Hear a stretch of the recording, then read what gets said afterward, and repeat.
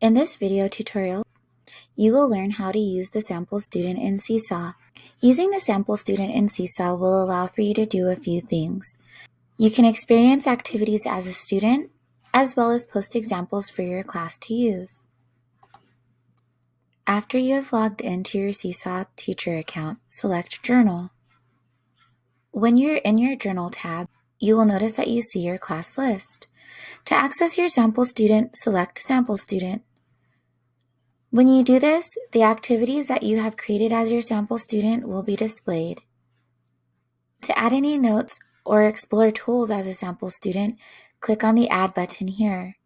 Then select Post Student Work. Here you're using the sample student to test out tools as a student would. You can even create messages or notes to your class by using this feature. You could use your drawing tools or your text box tools and leave messages for your students.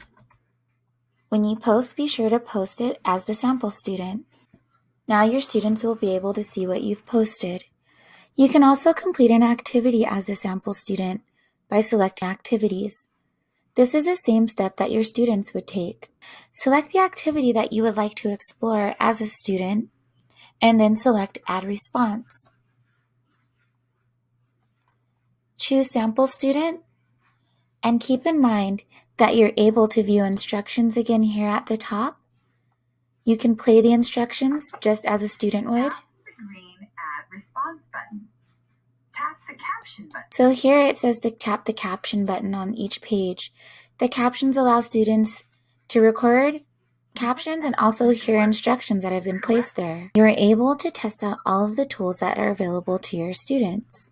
You can allow your students to respond to the activity however you would like. This activity suggests that they use a pen tool to make corrections. You will want to respond to the activity exactly the way you are asking your students to respond.